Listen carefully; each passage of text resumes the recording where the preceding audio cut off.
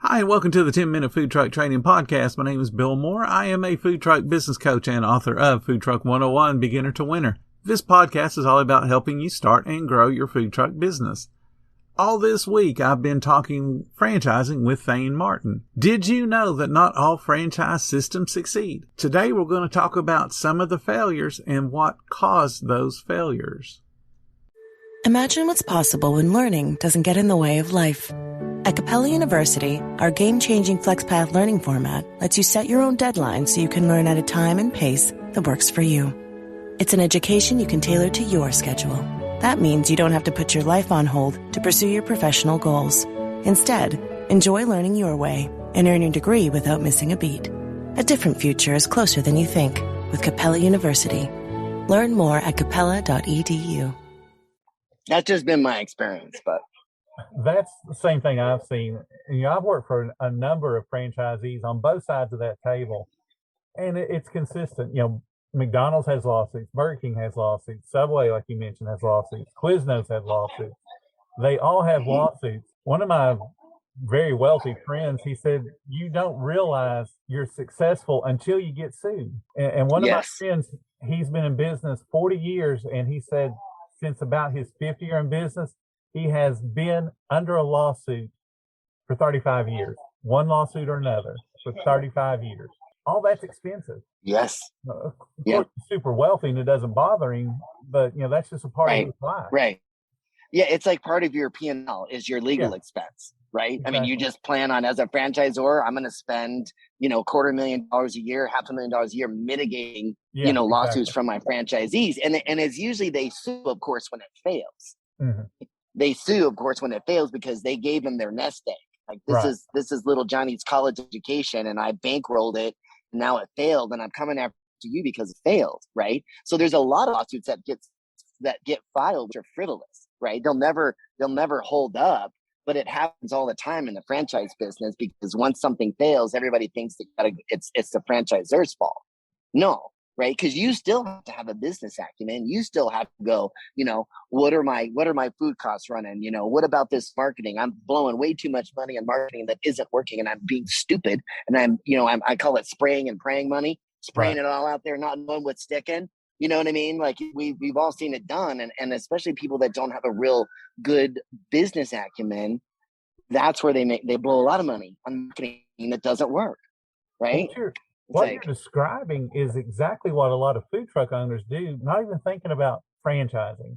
They think as soon as they buy a food truck or trailer and it's recognizable as a food truck, they can pull up anywhere and have lines of people.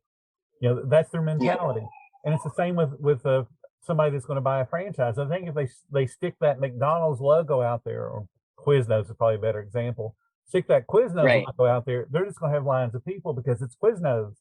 No, it's not. Right. It doesn't work that way. You got to, it might get the initial people in, but if you don't have, good quality and maintain the quality like you're supposed to on the franchise agreement side of it, give good service and have the cleanliness, you will lose all the people that the name brought in.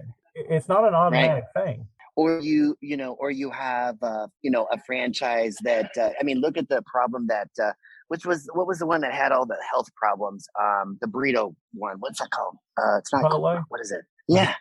Right. Chipotle. But Chipotle had all these problems from just a couple of restaurants that had problems with the food board illness. But you saw what it did to their sales nationwide, and all of that was because you had two locations that weren't paying attention.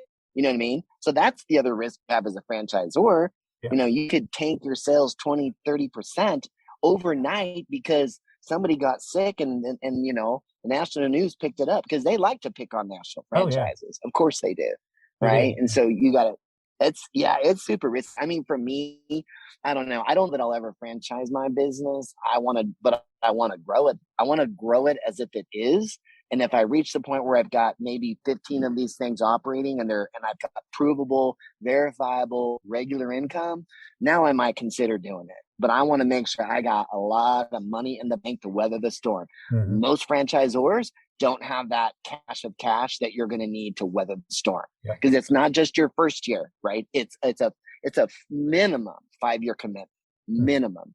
And you better plan on losing money for a while when Yep. you're franchising as a franchisor, because you're not going to break even for a while, because you're going to have such massive professional costs and fees and registration fees and all that stuff. It adds up fast, really fast. What a lot of people don't realize when they're looking at, they look at McDonald's as an example. Oh, I can be a McDonald's. I can have, 1,000 food trucks with my name on it. What they don't realize is McDonald's is not necessarily making money as being a franchisor, because they also get involved on the real estate side and they get involved on the building and construction side. So they're making money in a lot of different ways that really has not as much to do with being a franchisor as people think. So it's not a road paved with gold to be a franchisor. No, I would be willing to bet. I mean, I bet you if you looked at statistics on it, the number of businesses that failed because they tried to franchise. Like, honestly, that is such a big problem, because everybody thinks they've got the next McDonald's, right? The egos get in the way of logic, and the whole damn thing tanks, because including your original stores, because you tried to expand too quickly and you bit off more than you could chew. Happens a lot. Burger King's another good example. Early in their franchise life, they actually would buy the property and build the building and then lease it. So not only are they making the royalties that are coming in and the licensing fees that are coming in, they're making the rent on the piece of property. Yep, they got a 10 or 12% return on that real estate. Exactly.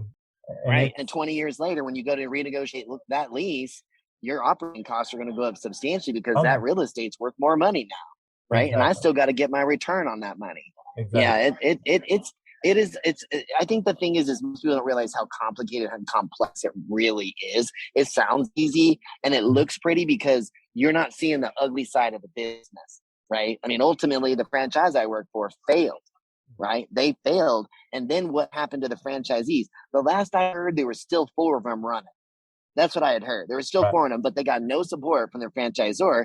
And some of them just changed the name. They just abandoned the name. They still run the business, but they abandoned the name because it didn't have any recognition. Exactly. And you just kind of have to walk away from it at that point. But there were definitely franchisees that we resented selling to because they didn't have the business acumen. And then we would spend 90% of our time trying to make 5% of our franchisees happy. Right. That's and true. I mean, we should have just said, you know what, you're not a good fit for our business. I would honestly, if I was putting franchisees in a business, I mean, not only do I want to make sure you've got the business acumen and financial acumen, but I want to know who you are as a person. Right? What are you? Are you a person of integrity? Because you're representing my name and my business. Even as a franchisee, the last thing I want to do is get into bed with some crook or somebody that is so needy that it drives me crazy. Just trying to make them happy. And then you never make them happy. So you resent never selling them. It's like selling somebody a car, to a family member. I wish I hadn't sold them that car because the tranny just found out. Now they're coming back to me for the tranny. Yeah. Right. Exactly. Kind of stuff. The very first company that I worked for that I mentioned, we grew. At one point, we got to 520 some stores, and we were mainly regional. And about 400 of those were franchises. And the company went public.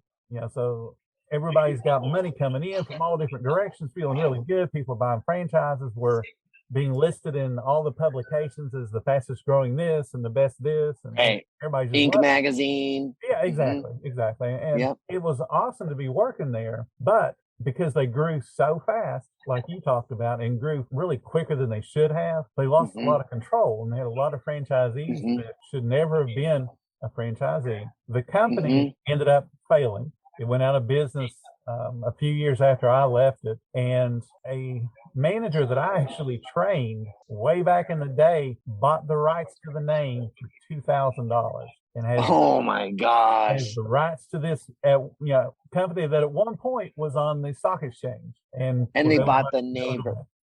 Yeah, I'll tell you another one, Boston Market. Now there's one that, again, kind of exploded with a unique concept of home cooking at a franchise level, but you don't got many Boston Markets around anymore. No. If any, so it's like sometimes the franchising the business ruins the business. It does, because you get so many other people that come in with the ideas. Well, I can do this, and can we make this a part of the franchise agreement? Because my idea is so awesome.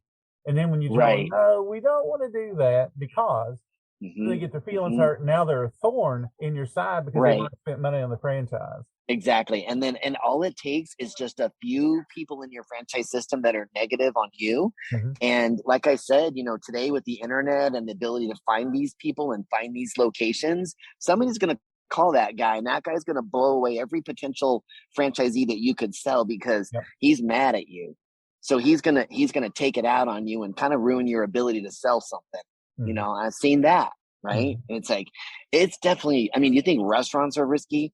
Franchising a restaurant is at least 2 to 3, 4 times riskier than opening a Oh, restaurant. absolutely. Absolutely. I can give you 2 real world examples here. I can't think of their specific name, but they were a hot dog wannabe franchise chain out Mississippi, Missouri, somewhere in there. And they were sending out information to be a franchise.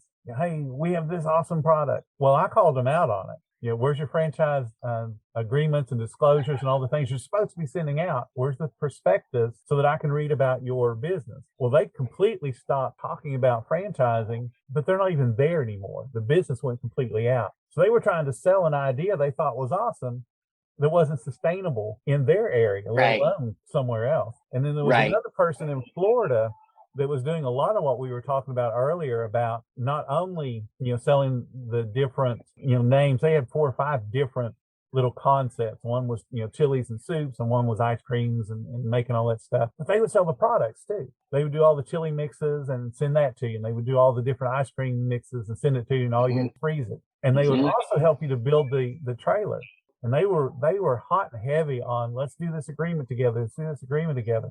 They went out of business because they made the numbers so low that people go, oh, this is awesome. I can get into this, $10,000, $20,000, and then all I got to do is buy the food from them. That's where they thought they could make their money, was on the food. On the food. On the food Yep. side. All of those people that bought that have no support now. They got a food truck that's got all this, fancy wrapping stuff on it, but no support for the food. So they got to make their own recipes now. They got to, take care of themselves. Right. Thank you guys so much for listening to the 10-Minute Food Truck Training Podcast. If you're finding all the information helpful in your food truck business, please consider becoming a monthly supporter of the podcast. Just hit the support button or follow the link in the description. Every little bit does help keep us going. If you guys need a business coach to help you reach your food truck's full potential, just check out all my affordable services. There's a link in the description for that as well. Again, thank you guys so much for listening. Come back again tomorrow because I've got plenty more to say when it comes to helping you and your food truck business.